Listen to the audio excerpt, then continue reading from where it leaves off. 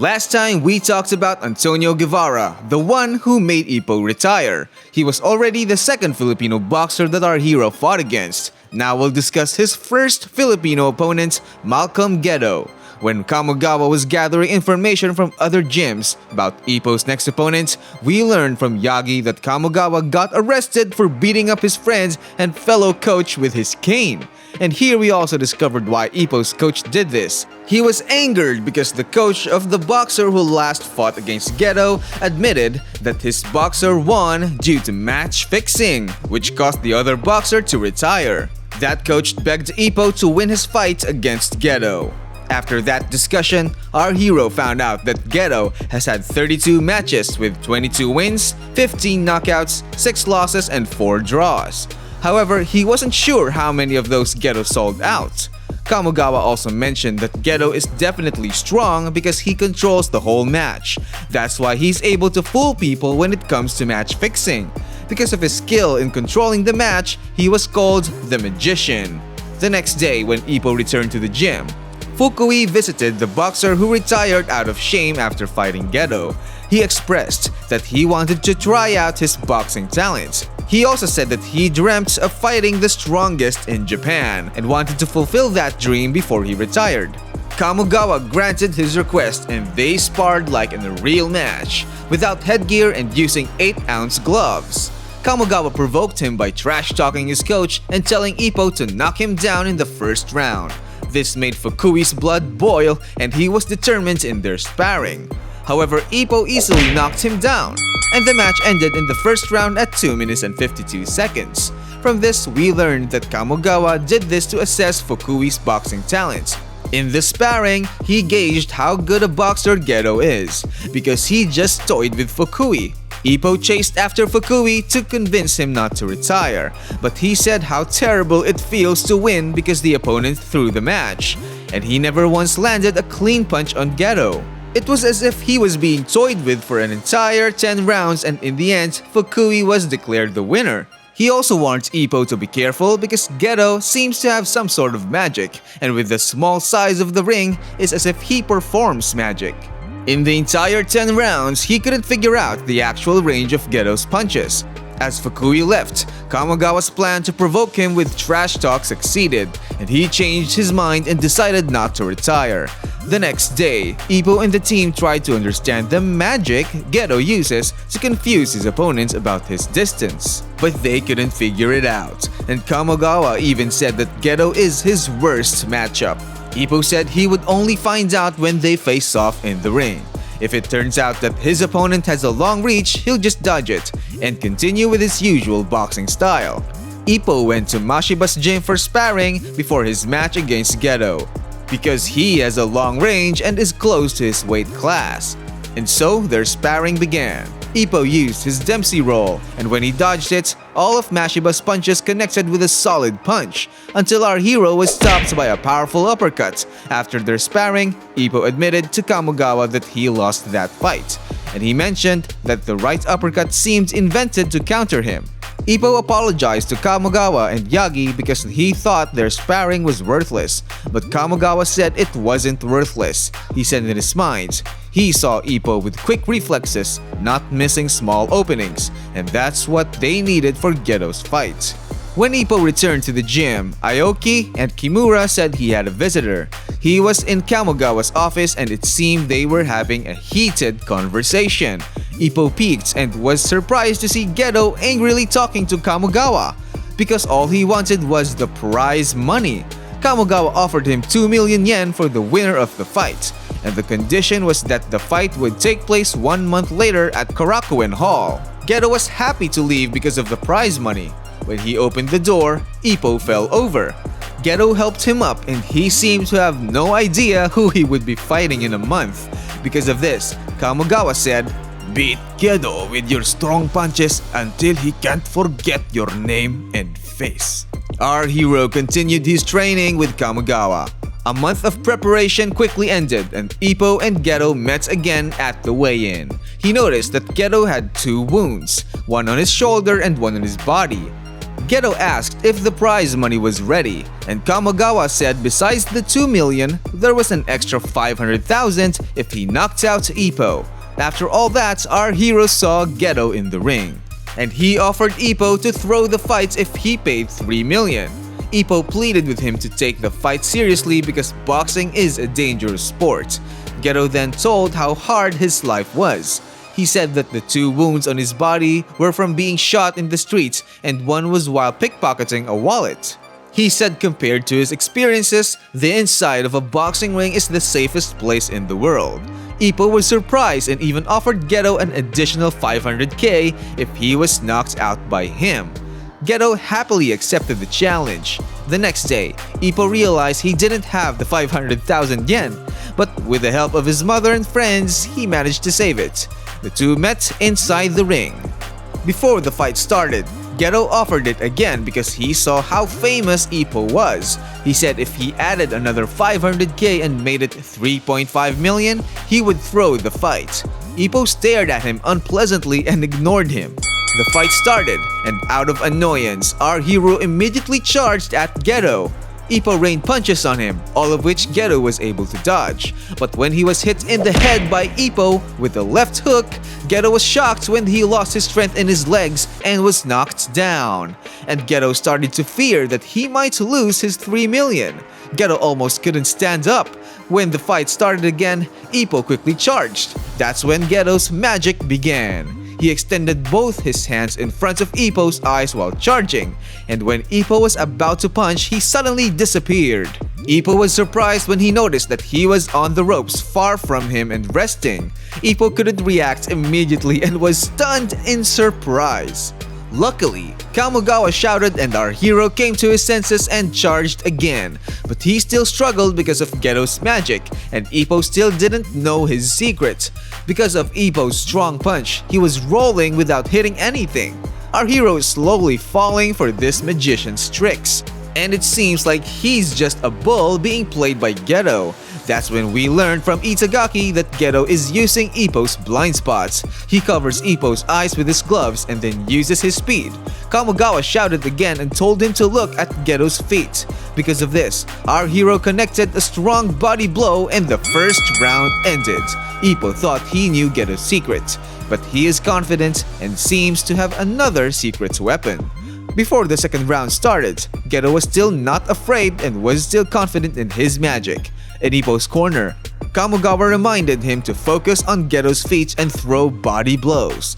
The fight started and Ippo aggressively attacked, focusing only on Gedo's lower body. Takamura noticed that Gedo hadn't thrown a punch yet, and he started throwing jabs. Just when Ippo thought he had memorized the speed and reach of Gedo's jabs, he was surprised when he was hit by a jab longer than he expected. Indeed, our hero startled and started thinking that Gedo's reach was getting longer. Ippo once again approached to gauge the length of Gedo's arms, but he was only beaten and seemed to be made a punching bag. Our hero indeed fell for Gedo's magic show, and that ended the second round. As Ippo was returning to his corner, Kamigawa was angry at him because of his performance throughout the second round. He told our hero to just memorize Gedo's punches, to take the punches, keep charging, and counterattack harder. The third round has indeed started, and because of what Kamigawa said, Ippo charged without fear. Gedo said to him that throughout the fight, he felt like a matador, but his opponent was not a bull but a wild boar. He once again threw a jab, but he was greatly surprised when Ippo took it and quickly counterattacked. Ippo kept charging despite receiving punches, and when Ippo thought he had a chance to get close, Gedo unleashed a powerful right uppercut. Because of this, Ippo almost got knocked out. Takamura was surprised because Gedo had planned this all round.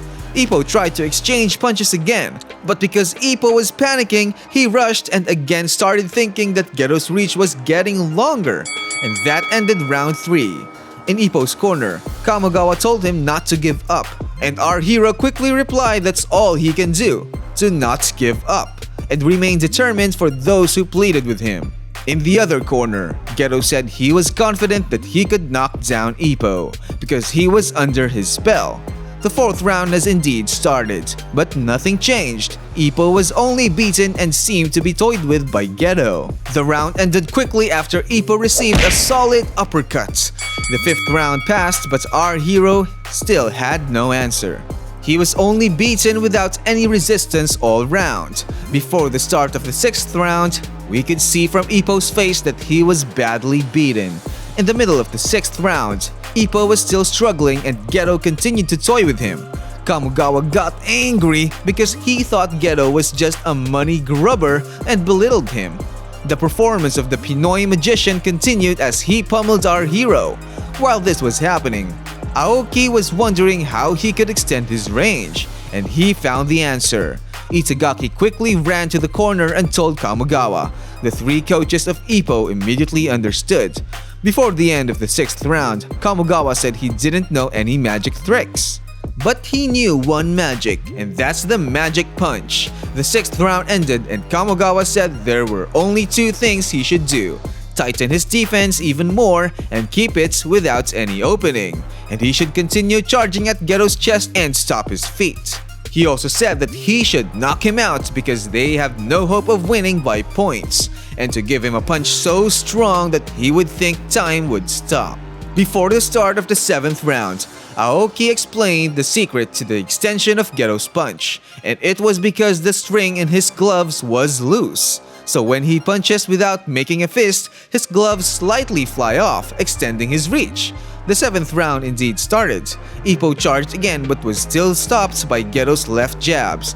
But our hero remembered what Eiji Date told him, that his punches are light. Ippo noticed that Gedo's punches that were thrown were light, because he was only after money. Because of this, Ippo continued charging until he got close to Gedo's chest. When our hero dodged the right uppercut, he unleashed a liver blow. But he didn't stop Gedo because it just grazed him. When Gedo distanced himself again, Ippo relentlessly charged at him. He got close again and our hero dodged Gedo's uppercut. When Gedo thought another liver blow was coming, he defended. Ippo remembered what Date and Kamogawa said about stopping time, and he aimed for Gedo's heart. Gedo was greatly surprised when Ippo's uppercut connected to his chest. It's as if time stopped and he could not move. Everyone was surprised when they saw Ippo use Eiji Date's heartbreak shot. He followed it up with a right straight to knock down Gedo, but there was not enough time to dodge and Ippo's follow-up punch merely grazed him. Because he was scared of Ippo's punches, he was cornered against the ropes.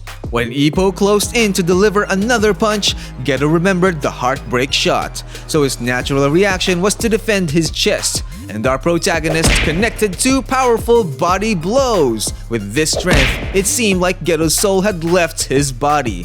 Gedo quickly ran and threw a jab that stopped our protagonist. Because of this, Ippo's vision became blurry. When Ippo was hit by another left jab, his eyes swelled so much that it seemed like he could not see anymore. The seventh round ended and Kamogawa managed to reduce the swelling of Ippo's eyes.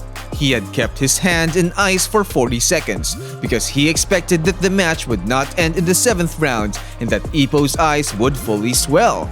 Round 8 began and our protagonist continued to charge, but he was surprised when Gedo's punches became stronger.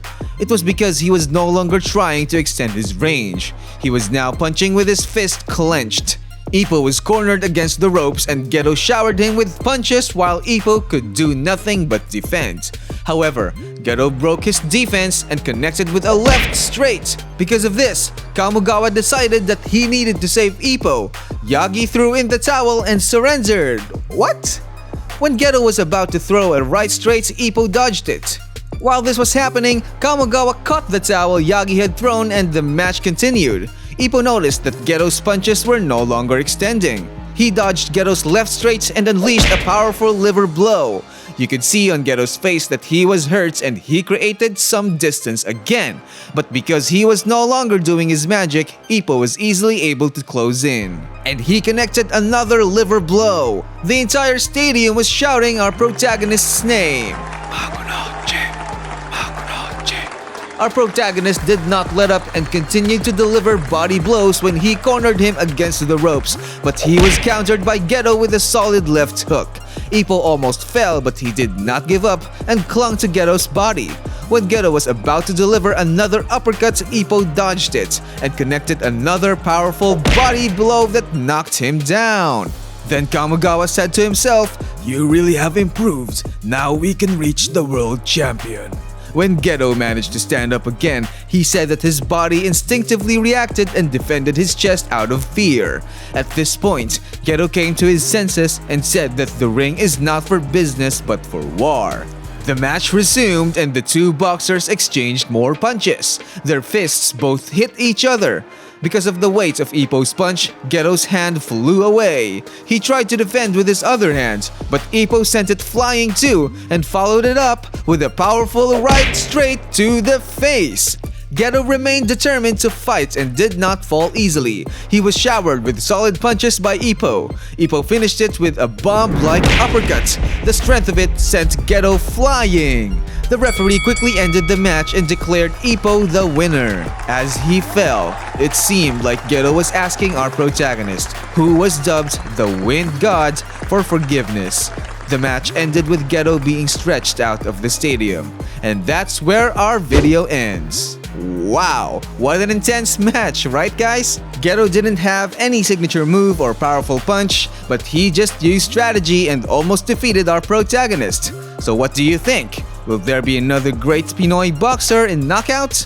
Well, actually there is another elite Pinoy boxer in the manga who had a big impact on Miyata.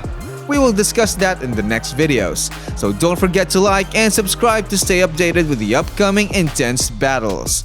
This is Onii-Chan. See you next time, guys.